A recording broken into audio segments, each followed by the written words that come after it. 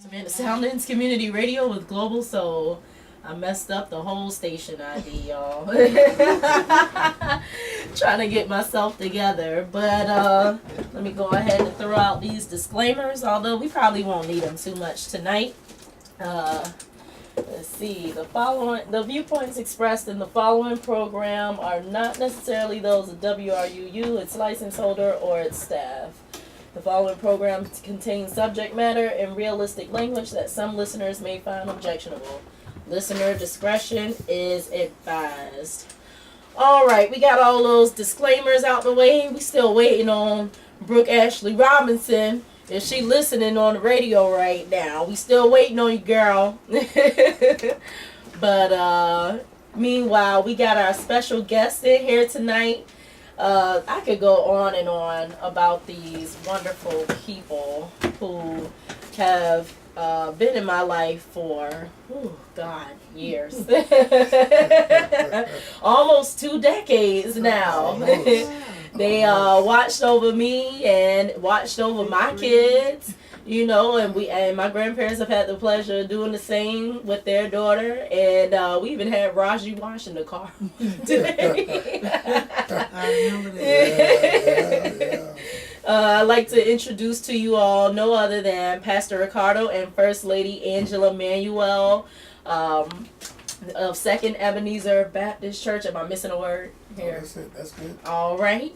And tonight we're going to be discussing everything about them, specifically their recently published book, Forgiving the Unrepentant, a story about forgiving in spite of someone's lack of remorse and living for God through tragedy. We'll get into the details of that because I got my tissues over here, boy. I'm going to need them. But introduce yourselves. Give us some background on you. Personal, professional, all of that good stuff. Angela Manuel, First Lady, Second Ebenezer Missionary Baptist Church. Not too much background information. Mother and grandmother. Work in the medical debt collections field, and basically just living for the Lord. That's good. Well, I'm from Fayetteville, North Carolina, and born and raised there. Graduated in 1979, and went in the military. And in 1981 March, I went in August of '79. In March, I met Angela. We married in December of 1981. I tell this all the time. She was 19. Right on my birthday, and I turned 21 on my birthday. But later on that month, she did turn 20. So, but it was good. And we've been married this year to be 37 years. Woo! Congratulations. And we had 2 kids. We had Ricardo and Lorraine, and 2 grandkids, Raji and Mallory Grace. After the military, after I retired, I sold insurance for a while, but immediately after retiring, I was called over to Second Ebenezer Baptist Church as the first assistant pastor in the history of the church. Did that for 3 years and became the pastor in 2003 of that church up until now. Awesome. So what led you into pastoring? Well, when I was young, I knew I had a calling on my life, but it wasn't until 1998 I preached my first initial sermon at First African Baptist Church of East Savannah. So I ran for a while, for a good while, and then I finally made up my mind I was going to do what the Lord wanted me to do. And everything just moved real fast after that. After the initial sermon, 3 years later, 2 years later, I was at Second Ebenezer as assistant pastor, and 3 years after that as pastor. It's been great. It's been great. Awesome. Yeah, it's been great. Little challenges, but it's been great. Yeah, it's a very very up and coming now. I would say area over there working with all of the development, seeing a lot of the different changes in the neighborhood. a lot of the neighborhood makeup. And then I also know that your church has been, or at least I know had been, serving the homeless on a consistent basis. Because when I used to come over to my church, which is right across the street, A rock's throw. right? But I would see the homeless lined up and getting meals in the afternoon. You know, there's so many different missionaries, ministry fields, I would say, that the church can service. And, you know, you hear so much backlash about the church, especially now. Oh, you know, pastors are collecting your tithes, but they don't give back. You know, Right. pastor riding around in a Rolls Royce and you scrubbing on the bus. Right. You know, but your church actually does the work. Oh, yeah, You know, started and in I really like 2007. that about Started them. in 2007, Hitch Village and Fred Russell's, who were feeding the children after school. And then we moved into the homeless probably 3 years after that. So it's been going on a good while. It's about 2009 or 10, we started feeding homeless a full meal every day, 5:30, a full hot meal. When I say we, it was a vision that the Lord gave me, but actually we have a crew that has been coming every day, Monday through Friday, and then we started on Saturdays about 3 years ago. As a matter of fact, my church mother, Mother Akins, I'm just sending a prayer out for her. She's sick, and the family's at the house now, but we sending a prayer out for her because she is one of the ones that comes every day to feed the homeless. So God provides. That's all I can tell people. God provides. It's very easy to do, because the scriptures say, when I was hungry, did you feed me? If it's in the scripture, God will make a way. Right. So it's very easy. That's such a blessing too, to have a congregation that supports you. Oh yeah. You know, with so much turmoil going on in church, you know, people are quick to turn on their pastors because they are not telling them what they want to hear. But your congregation really, truly supports you. I saw that, you know, a couple of years ago at the hospital. But, you know, even with this story here, being there every day to feed the homeless, you can't even find folks that want to show up once a week Yeah. to sit in the pews. And you talking about showing up every day to serve, that's dedication, Yeah. And, you know, and that's a blessing. thank you for bringing up that hospital, because they were there. They were. When my daughter was in the hospital, they were there 24 hours. Yes. And the deacons and everybody had somebody on watch with us for 24 hours. So we'll never forget that. What Second Ebenezer did, and other people in the community.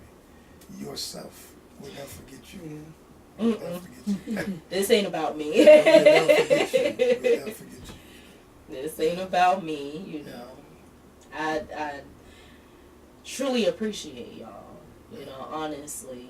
And during that whole time and even today, I text you, I rely on y'all's strength, because I'm still trying to get to that place. And that's why I bought my box of tissues, because it's still fresh for me, you know. But I look at y'all, and that's in your book, you were so honest about your emotions, you know, not hiding anything, you know, but in spite of, I trust God and I praise Him, you know, in spite of, and backing up everything with scripture. That was really touching. My grandmother talks about that, you know, how that's is so empowering, because we can call ourselves Christians, you know, but when we're faced with tragedies, we don't know how we're going to act, you know, and to go back to the Word of God and really rely on Him, you know, to make everything okay for us, that's hard. That's hard, and I do want to get into that. We're going to welcome Brooke. Tried to sneak on in. Yeah, she tried to sneak in. Sorry, I forgot how to parallel park tonight. Oh, God. Oh, okay. So we're moving on to the next part of our outline. Before we, you know, get to the tragedy, we want to talk about the joy of Lorraine from birth on up. I got some funny stories about Lorraine. Miss Cuppy. She had the video with the slice of silly pie. Yeah.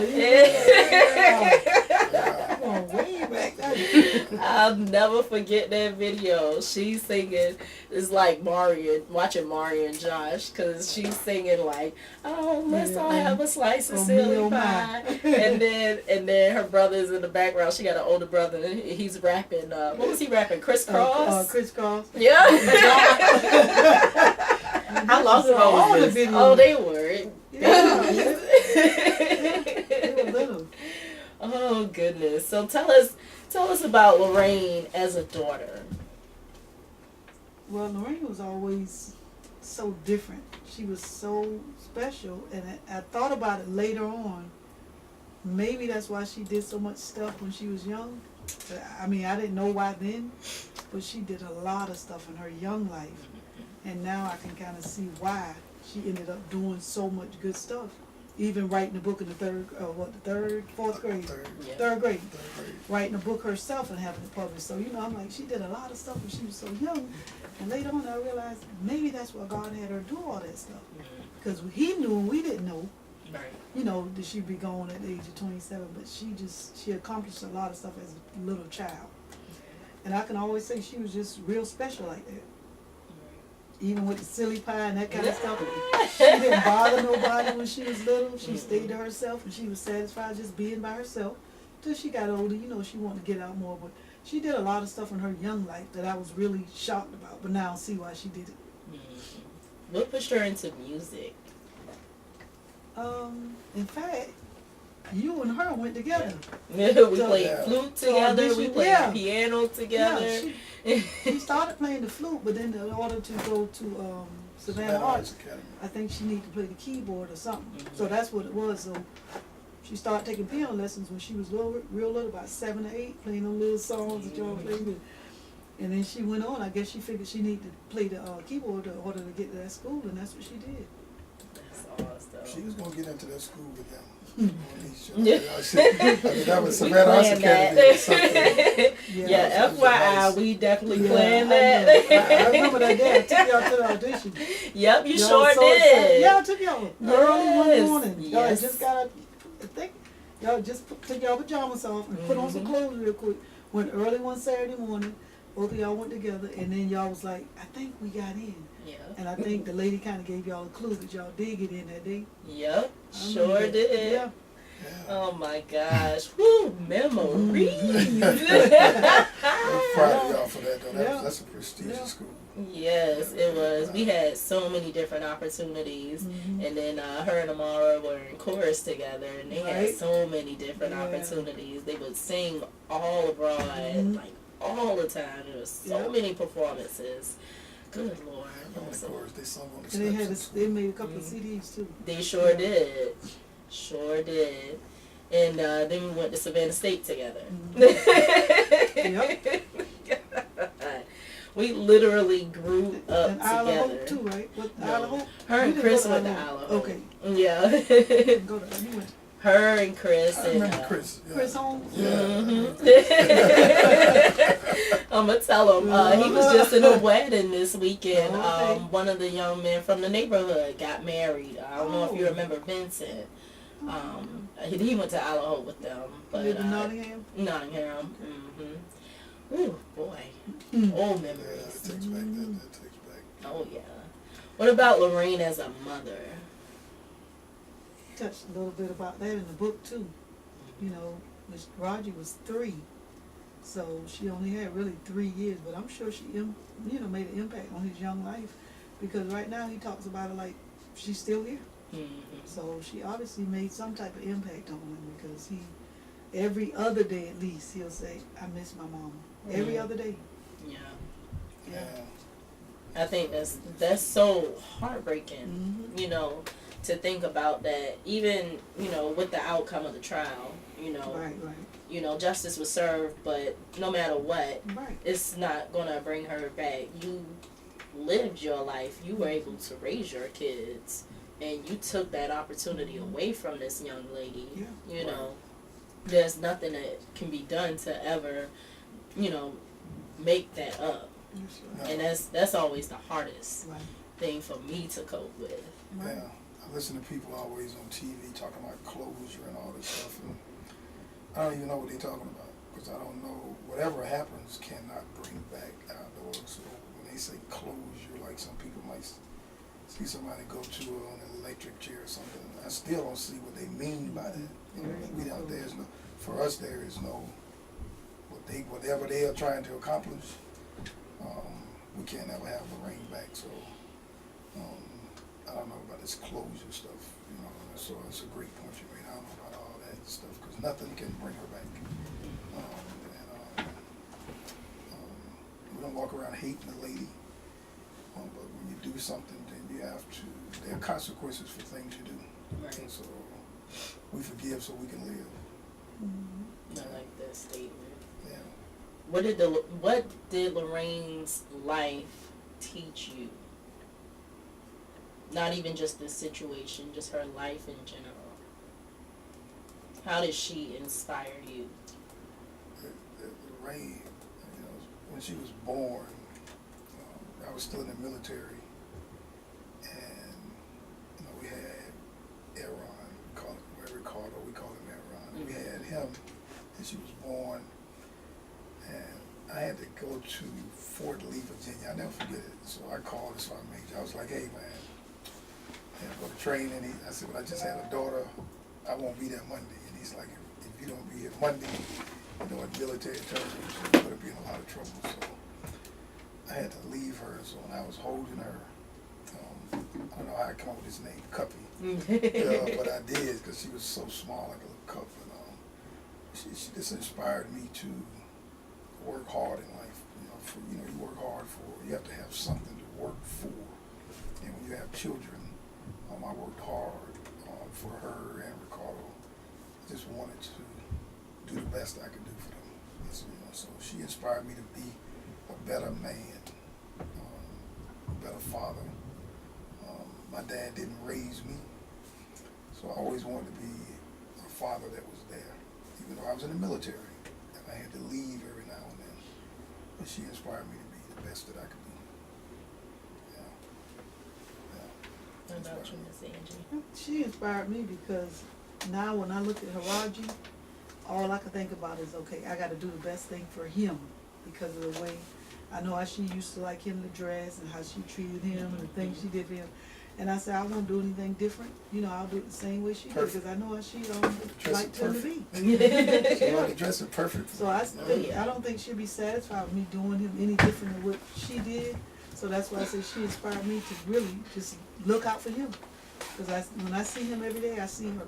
So that really, I can never just, every time, I just can't stop thinking about her. Especially when I see him, and at night, he looks just like his mom at night. Yeah. Yeah. Acts like it. Oh yeah, that's my little buddy right there. Yeah, I know he is. And he is so smart. He is. He is so smart. He amazes me. Yeah, he's just like his mama. He is very smart. Yes, so smart. He has a football game tomorrow. So, you know, when he does all this stuff, you know, I watch it. You know, I have to get away from the field a little bit. You know, I cry because I know that she could not be there to watch it. You know, watch him do those things. And he's very athletic. You know, very athletic. And, so he's even more smarter in school. And so we're proud of him. Just proud of him. And so I call him Papa, even though I'm Papa. But I call him Papa because that's, you know, just a little buddy. She would be so proud of him. So proud. She would be. That was her little star. She was so excited from the moment she found out. She was reading to him when he was a baby. Before he came, I think Ray used to be in the room reading to him when he was still in her stomach, you know. Yeah, she was always doing this stuff, you know. So, and he loved to read. He's a great reader. Yes. Great reader. He is. Like, hey, can I read this book to you? And he was trying to read tomorrow yesterday. Oh, God. So, getting into the situation, but more so focusing on the book. How was the process of writing a book, from an emotional aspect and from a really a business aspect as well? Well, actually, every now and then I go out and try to play some golf or something like that. So my wife thought all the time I was playing golf or something. But I just started in the office one day and I just started writing things about Lorraine, and the Lord led me to forgiveness. And I just started writing. And I looked up after a while and I had so much that I had written. And I finally told Angela, and I brought home this packet. I said, I've been writing. And next thing I know, it was a book. I had wrote so much that it was a book. So she, I think, tried to read it and couldn't really read it because it was very emotional. And I don't know how many days it took her to read it. And I was telling her, laying in the bed, I was like, I think I done wrote a book about forgiveness, and I need people, because we live in a society where every day somebody is doing something harmful to somebody. And instead of people relying on God, they try to get even. And the Lord lets us know that vengeance is His, but if we operate in the flesh, we're going to get even. Because there were times, if I didn't have what I had in me, I would have got even. But when you become saved, you're a different person. So I was laying there after I had all these pages, and she was like, you got to talk about it.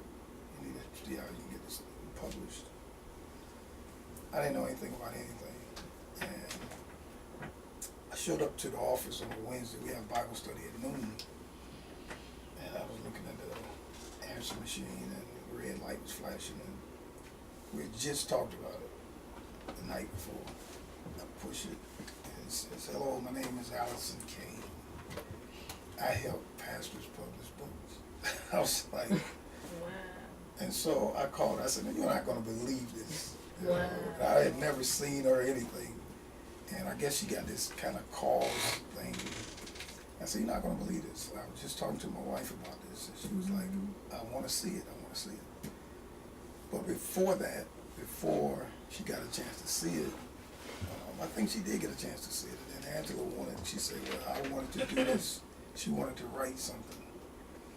And she wanted to write the foreword. And I started out writing the book about "They Are Only Words Until." And so she took that and made it into the foreword.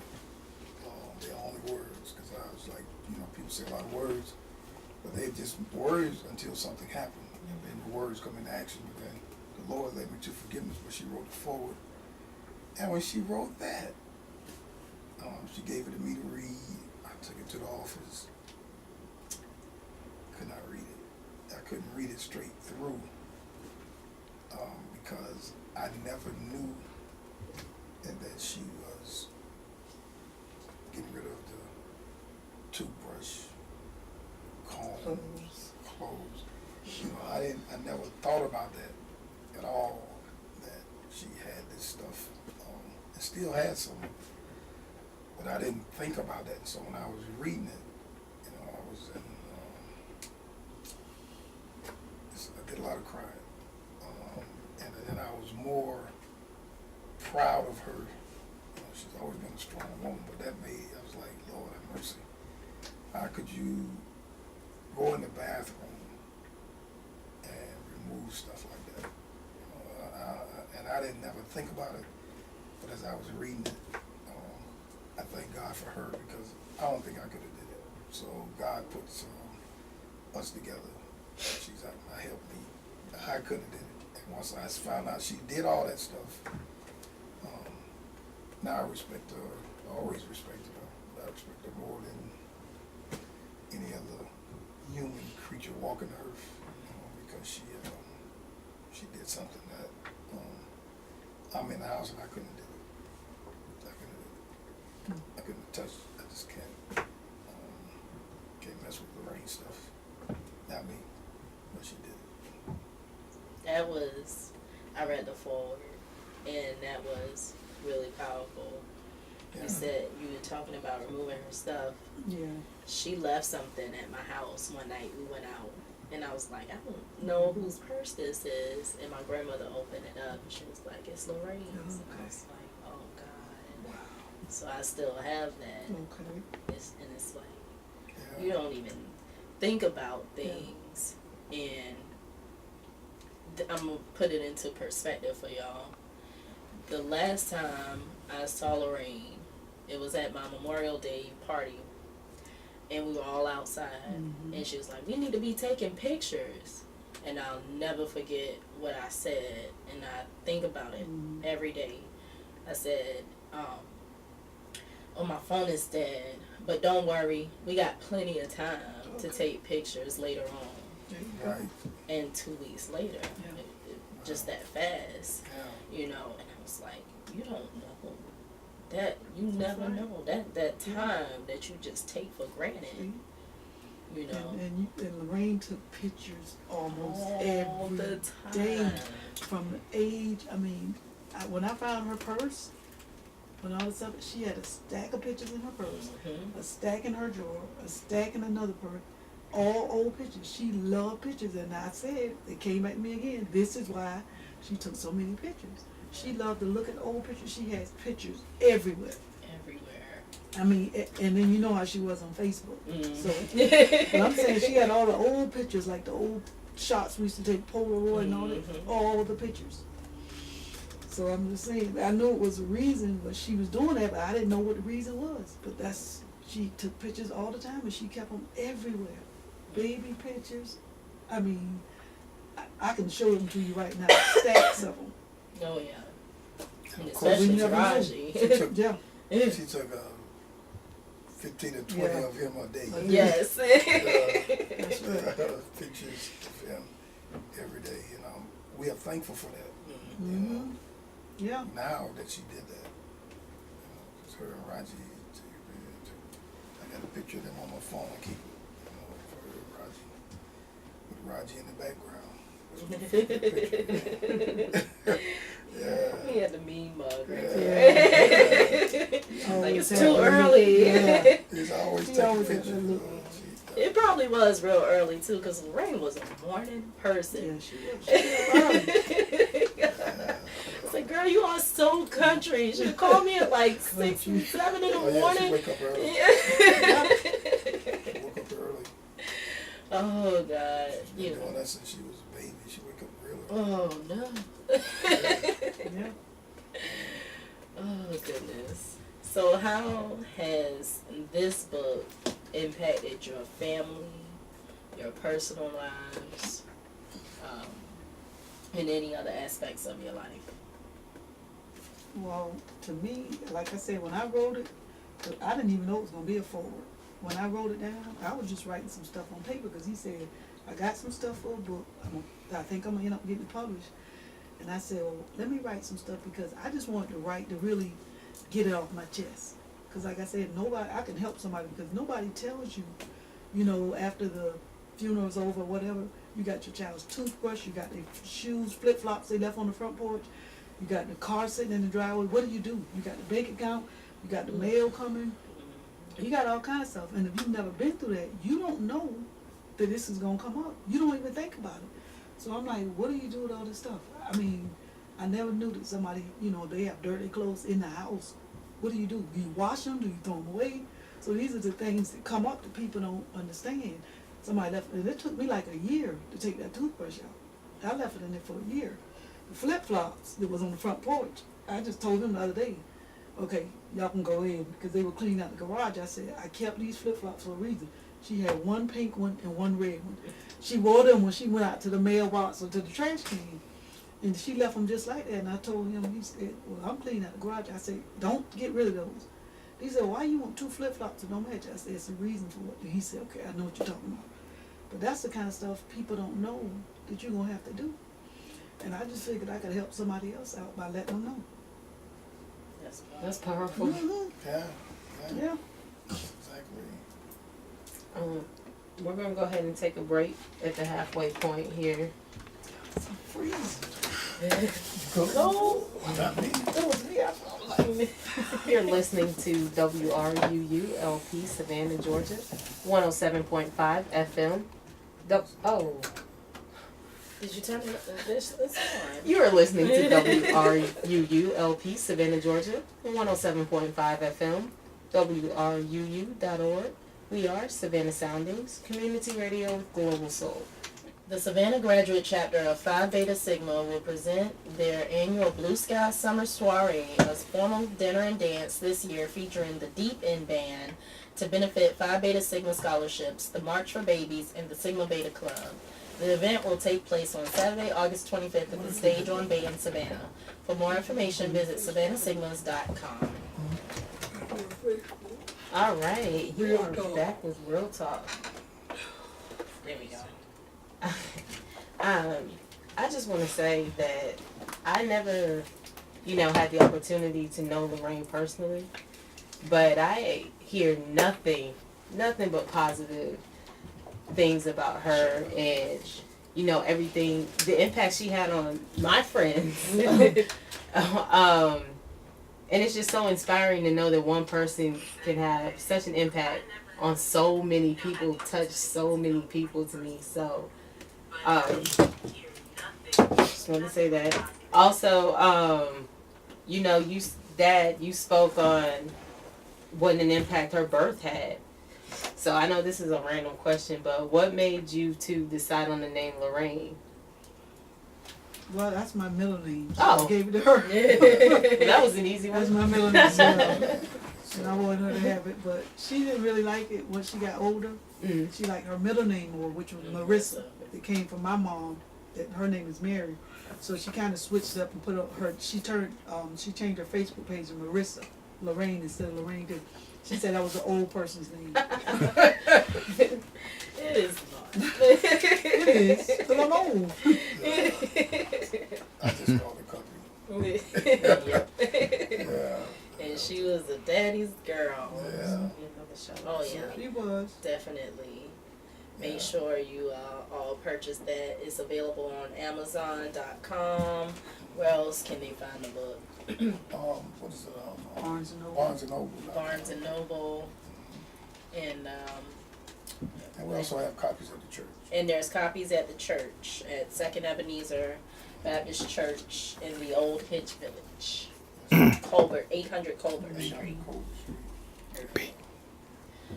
So we're gonna get back into this interview, and I wanna, talk about the situation from the book's perspective. You talked about that day you got a phone call. What was racing through your mind? And like I said, stop me if I ask questions that you don't feel comfortable answering. Well, that day, I don't know what I was planning to do something that day, and then Lorraine.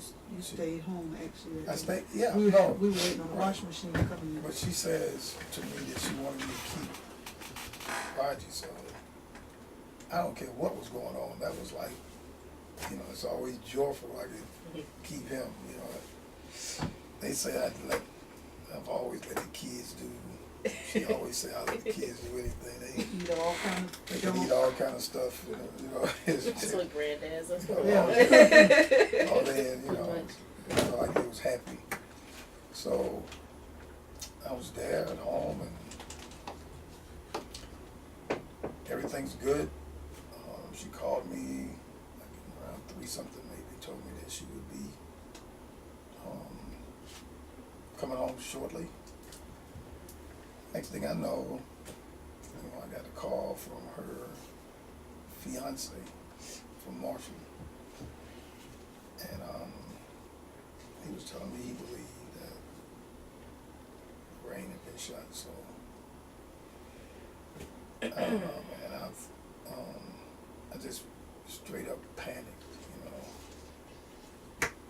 Flew out the house, I grabbed Raji, and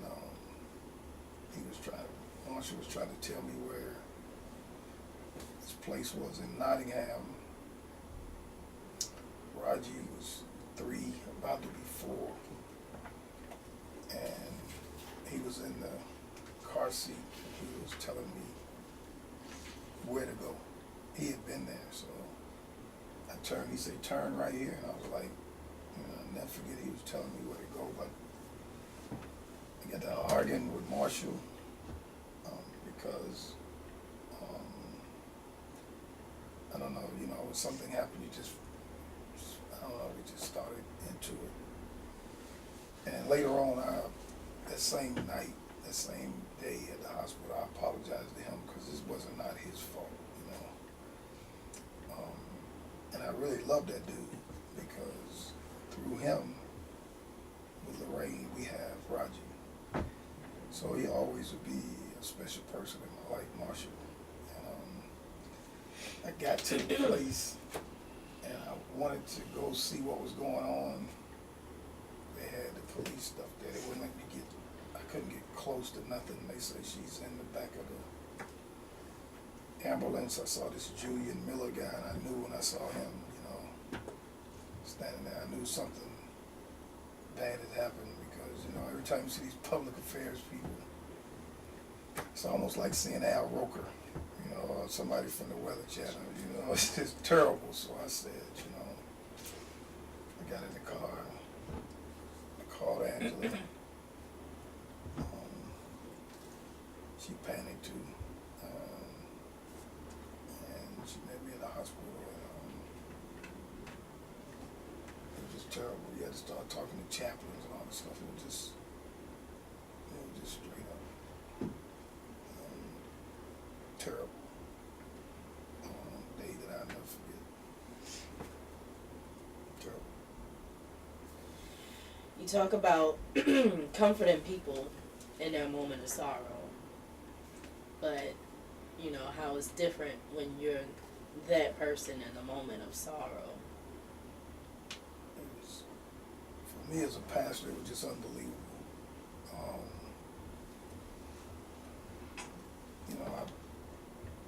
And even in the military, I worked for the Inspector General, and I did some jobs, and I was always this guy that was going to comfort people, tell them it's going to be all right. I was always, that was me. I'm always this guy. But then next thing, this time it was me, and this was different than mother and father. Those hurt. It's my brother, my daddy, or something. It was different being my daughter. And I was sitting there, and all these people that I've comforted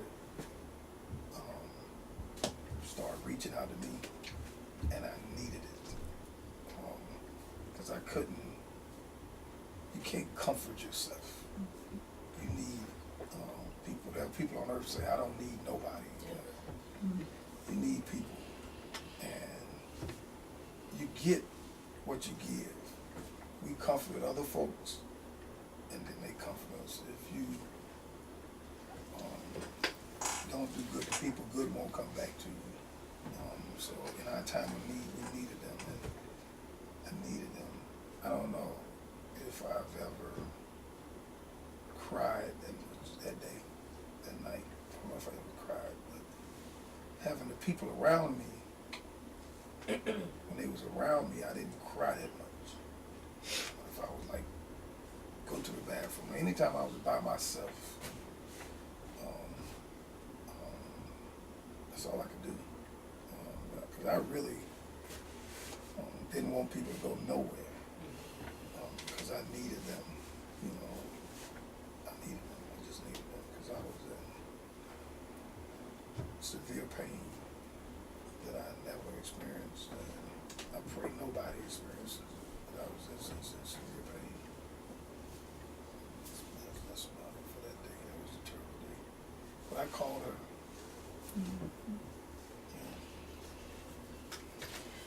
Because I didn't know this might sound strange, but I really didn't know. I think it was going to be a surprise to me or something, but I didn't know that she was even trying to move. She knew. She had been to the house. I found this out later, because she could have stayed in the house with me forever. I mean, nobody has to move. You know, the kids, everybody can stay with me. I'm not the guy that put everybody out of the house. They can all stay with me. You know. People want to move though. People want to move. I understand that, move. but I could keep them all in there. I get up and make breakfast for everybody. I just want everybody, there forever. That's my He is children. that dad. So, but she knew, and I guess it was going to be a surprise, but it just didn't work out. But I did call her on the way to the hospital. And that's why I said words are just words until something happens. Because, I mean, saying all the stuff that people say, it means nothing when something really happens. When you just walking like you're a zombie, you don't, I mean, this is the worst thing that can happen in your life. No matter what people say to you, it's not going to help. It's really not. You just got to go through that period. Because, like I said, when the chaplain's at your address, and you got to write your child's obituary, and then, all kind of stuff is happening in your life, nothing nobody can say is going to help you. It's really not. It's just a thing you got to go through. Because somebody told me, they said they just gave up. That same day it happened, they just gave up, checked themselves out. But I'm like, it's easy to quit, but you got to keep going. I mean, you can't just stop. That was a powerful statement that I read. Because, I mean, that, as a mother, that put things into perspective for me. Mm-hmm. I'm like, Right. I don't feel like I would have been that strong. Looking at you in the hospital, looking at you after everything happened. I mean, I didn't, and that's not to say that you didn't have your moments behind closed doors, but you were just so strong in that moment. Really, I was walking around in a daze. I'm sick for about 90 days. I was. I had no idea. I mean, you just don't know. Nobody knows what's going to happen, but I'm just saying, one day like that morning she left and said bye, and he was like, hey, come here, little baby, give me a hug. And she's like, I don't want to do that, baby, I'm not a baby. You just don't know. You just don't know. Like I said, you could tie your shoes in the morning, but you don't know who's going to untie them at night. You just don't know from day to day. That's why you really need, like you said, you can encourage yourself, but you can't comfort yourself. Right. But it's tough. It's a tough road. And I know other people, it's a lot of people that have their children that's taken away, but when it's, senseless, and then you got to go to court, and then person is not, they're not unrepentant, or they won't even say they're sorry, it's a whole nother ballgame. The title of the book, Yeah. Forgiving the Unrepentant, because do you think it would have been a less of a struggle if she would have felt remorse for the situation? Probably. It still would hurt, but I'm saying at least you say, okay, this person didn't mean to do it. But the forgiveness part, when they interviewed him, he said he forgave him. I didn't at first. I didn't. Because, I mean, it was just too fresh in my mind. I'm like, I can't do it right now. But like I said, the book even helped me because I wasn't ready to forgive. And people always say, well, just forgive and let it go, move on. You can't move on because the people that's telling you to move, it's not a big deal. You lost your job, but they got their children with them. Right. And that's probably why they can say it. But if you ever have to go through something like that, it's not the same as losing any other family member. It's not. I think people take scripture when Paul say forgetting those things which are behind. They really think they can wipe their memory away. You can't wipe your memory away. That's not what he's saying. He's saying don't let that hinder you from moving forward. If something tragic happens to you, you remember that. If somebody does something to you while you're a child, you remember that. You can live through it. You can forgive people. When he's saying forgetting those things, same Paul that said forgetting those things from which are behind and press. It's the same Paul that told people he was shipwrecked, he was beaten with so many stripes. The same thing. He still had that stuff on his mind. He never forgot that. He just didn't let that stuff hold him back. So when people say forgive and forget, Now, you have a part of your brain that's going to make you remember. And you remember it. Just don't let it hinder you. But it hurts you. It really does. And if I didn't forgive that lady, I couldn't have sat in that courtroom. I just couldn't have. There's no way I could have sat in the courtroom because I would have tried to do something. So whatever is in you is going to come out. So you see people in the courtroom and they flying across the benches trying to grab people. That's what's in them. But whatever is in you, people say, well, it's a crime of passion. Well, if the Lord has changed you, if you're a new creature, you're not going to do that. Now, you're hurt. And only that's what lets you know you're saved. What you know, because your circumstances, how you react to them, lets you know whether or not you're a changed person. The person that Angela met when we got married in 1981, if that would happen then, I wouldn't be sitting there talking about no book. I'd probably be somewhere incarcerated because that's the person she met. But then the Lord changed me. Salvation changes you, and you don't do the things that you used to do. So I chose not to hate the lady. I chose to forgive her so that she wouldn't hinder my life. But she has to do what she has to do. She has to get her life right with the Lord, because there's no way, me as a grandfather, if I hurt a child, whether I'm trying to anything, no matter what the situation is, I'm going to say something to those parents because I hurt their child. I'm going to explain to them. I'm going to apologize. I don't care what the situation is. That's just the way I feel as a parent. I'm not going to just walk around arrogant like nothing happened. I can't do that. So I chose to forgive her. She's right. The interview happened and she didn't say anything when I said that. She didn't say a word. But that came out of me. But she didn't say a word. It just came out of the Lord. But that was no, it's about like tonight. There was no getting ready. So whatever's in you come out. If I would have been a person that cuss a lot, that's what would have came out of me. But whatever's in you comes out. It's not like I had to jump out of the spirit and jump back in. No, whatever's in you comes out of you. In situations, make those things come out. If you have the Lord in you, that's what comes out. But it still hurts. It still hurts. That's I still cry. I still ride down the street in my car, pull over sometime, and I still cry. I still look at Raji. I picked him up today from school. I still look at him, and he'll say something, and I look at him, and he look just like Lorraine, and I still cry. And he look at me, and he say all kind of stuff. The other day he said to us, he says, I think he said, when am I going to heaven to see my mama? Oh my God. Yes. Yeah. And he don't understand, but he asks those questions all the time. I go out to Hillcrest Abbey West, and I visit a place where she was entombed a whole lot more than Angela. She can't go as much, but I drive out there, which is strange because I used to work out there. I used to see people coming all the time, and I was like, I wonder why these people come out here and visit all the time. And I don't know why. Just go out there and say, hey, this country, I still love you. I wanna switch gears a little bit to something else that you wrote in the book, and something that we try to, me and Brooke, on our personal pages, we try to advocate for, especially with the younger people our age. Insurance.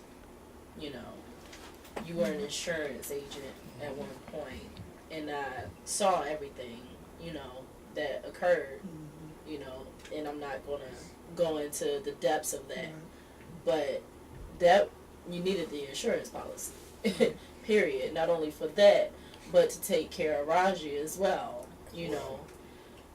I really want you to stress the importance of insurance to people because they don't understand it. And I'm so tired of seeing GoFundMe accounts Yeah. on Facebook when loved ones pass away, you know, especially when it comes to tragic circumstances, unexpected circumstances, you know, but when you're young, you can get these policies for so cheap. That's so cheap. So, as an insurance agent, that was one of the most frustrating jobs or careers that I ever had, because you would explain to people the importance of it, and I sold mainly to African Americans, because I know from being a pastor, people pass and people don't have no money, you know, so I made it my point.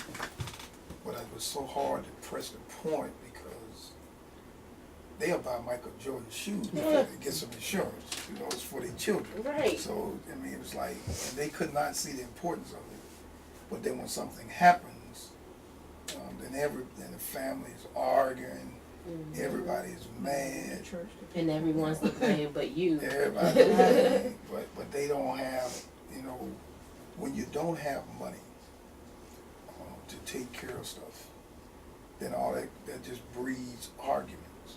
Because the people without money, in most families, are the ones that's telling you what color the casket is going to be. What color. They telling you everything, but they don't have a dime. And then if you don't do what they say, then they get mad. And I experienced this as a pastor, and I'm like, get insurance. And then people say, well, I can't afford insurance. But you can afford to go see Frankie Beverly and Macy's. Come on. Come on. You can do stuff that doesn't even make sense. Come That on you can now. afford to go see this comedian at the Savannah. You can go down there and watch somebody tell jokes all night. But then the bad thing is you haven't taken care of your household. And so that's the problem I have. And many people, when I was selling insurance, only 20% of Americans in a survey had insurance. Wow. Only That's 20%. scary. Right. And so you go to funerals and you see people walking, and this side ain't talking to this side. Everybody's mad. And it's mad, and it's always over money. But people spend money on stuff that's really insignificant, that they don't really need, and the stuff that they need, they won't spend no money on it because they can't see it doing something for them now. Because it's a thing. It's an insurance policy, just a packet. You have it, you put it in your safe deposit box or somewhere, and it doesn't come to life until something happens. Now, I never thought that that insurance policy we had for our daughter would come to life. I told everybody how to do it, but I never thought that would happen. And even when you purchase the policy for your kids, okay, you can pay $20 a month and get about $100,000 worth of insurance for a young child. So $20, you spend that at McDonald's on the weekend. So even when you purchase it, you don't think you're gonna need it, but you know you gotta have it just in case. And my brother put it this way: when we were going through that, he told me, "Good thing y'all have it. I know y'all have it, because his lady told him, why cry twice? You're gonna cry anyway. Why cry twice? Thank you. You're gonna cry because you don't have the money. Now you're gonna cry because your child's gone. So just be prepared. Have what you need. Take $20 and put it to the side for a child, and have what you need just in case. You know, it just makes sense." Yeah, it wasn't gonna. We never thought we'd have to use it, but it was never gonna be anything since we had to use it. She got the best that we could get on earth. You know, the best as far as mausoleum, as far as casket, best that we could get because we had the money. We never thought we'd have to use it for that purpose. And we're still taking care of Roger, helping to take care of him, and make sure he has some stuff too. Well, you know, good for me to go out and start driving around money that's for him. Right. So that doesn't make sense either. So we want to make sure that he's squared away when he gets a certain age. He'll be squared away, and I think he's not going to need much of it because if he keeps going on like he's going now in With school, them academic scholarships. scholarships. It's going to be like you all, you know, he'll be able to get scholarships and stuff, but we haven't, you know, but that's tough not having. But we thank God we did. But I still tell people out there, mainly African Americans, get insurance before you get new shoes for your kids. Please. Get some insurance and get some lesser shoes. Yeah. Get something that they're going to need. They need life insurance. People always say, and I was frustrated. I say this. I used to go and I visit families, or I visit a girlfriend and a boyfriend. And I said, hey man, you need some insurance. You know, oh man, ain't nobody worrying about nothing like that. Let them throw me in a hole. What? Let them throw me in the Savannah River. And I said, I used to tell them all the time, I wish they could do that legally. You know, because you talking sound crazy. You talking crazy talk. You don't want to get nothing. You're not worrying about. You don't worrying about you got children. You don't want to leave nothing for them. They're You not sound gonna throw you in crazy. the river. Yeah, They don't want you in the river. Right. yeah. They say all kind of stuff, and I used to try to get it. So I used to show the ladies how to get insurance on them. Yep, So- you know that's social. Yeah. I started to do that on my ex. He was living wild. Yeah, get some insurance on Still them. is. Yeah. He is. Oh, I'll tell you about that. We didn't think we'd have to. that. We didn't think we'd have to use, and she's the organizer.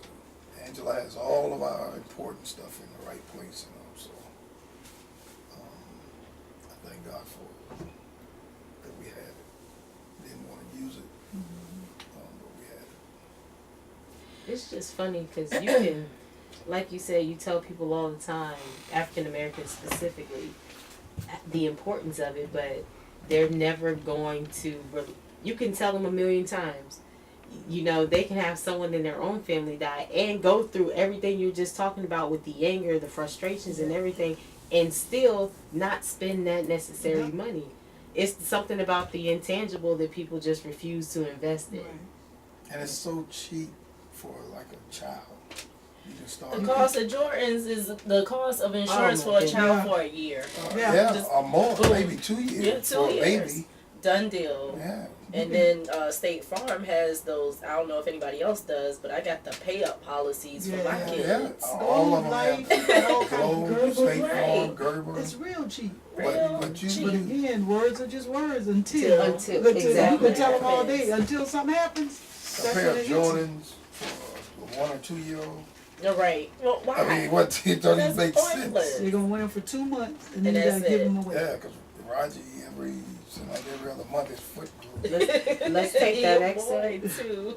Post it on John's page. Yeah. Because we're trying to get him to realize that for Yeah. 4 years. Yeah. We gonna get them, and we gonna get them. But we're getting down to the last part of the show. So, what would you all like us? What would you like to leave us with? I want to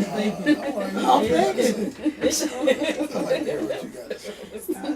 The same thing I always say, even at the other book signing we had, somebody asked me the same question, the lady from WSCB, and I just told them that when you're going through a tragic situation, people do all kind of stuff to cope, but none of that stuff is gonna work. None of it. You could try to take your mind off it, drink, do whatever you gotta do. It's not gonna work. Only thing you can do is really pray and ask God to help you. That's all you can do. Nothing else is gonna work. I want to leave with people. I've had people recently telling me stuff like they want to write a book like me. I never wanted to write a book. Like I said, I wrote some stuff, but you don't want to write, be like me, because unless you want to go through what I went through. So you don't want to. It's not even what people think. The Lord has allowed me to get a message out. Now, being an author was nowhere on my radar. But God allowed me to be able to do this, to try to help other people who are hurting, and also I hope I could touch some young folks so that they can forgive. Because if you forgive, then you won't go out and try to take matters into your own hands. So I hope I can get the book into young people's hands. If they learn forgiveness, then we won't have all these tragedies on the streets of Savannah. So I want to leave that with people. Learn that and stop trying to get even with people. Doesn't make you a chump or a punk or nothing. You can forgive and live, and not trying to go and take somebody's life because somebody said something. So to people that need to forgive, I think the world, we have a forgiveness problem in our world, and we need to forgive. We can save more marriages. If someone could just say, I told the church the other day, 3 words that you have to hear, 3 phrases or words that you have to learn. I'm sorry. I apologize. Please forgive me. If people can learn those and mean it in the heart, we won't have the problem we have today. So that's what I like to leave with people. Learn that. I'm sorry. I apologize. Please forgive me. But then some people can't do it. After I preached, a lady told me, I wish I'd have did that. I probably would have saved my marriage. But sometimes you could be wrong, but because of your pride, you don't want to say it. You don't want to say it was my fault. That's right. Because of pride. Pride. And that'll destroy. We've been together 37 years almost. And I have no problem saying I did it. Because he did it. I like the way you ended. So before we get out of here, because we're definitely running over at this point, tell everyone once again where they can purchase the books, or even speak to you if they need to. Yeah, go ahead. Amazon.com, Barnes & Noble, or they can call the church, Second Ebenezer Missionary Baptist Church. 912-272-6002, and we'll get to them. All right. Excellent. Okay. You all have been listening to Real Talk on WRUULP, Savannah, Georgia, 107.5 FM. We are Savannah Soundings Community Radio with Global Soul. Good night. Thank you. For 1 hour.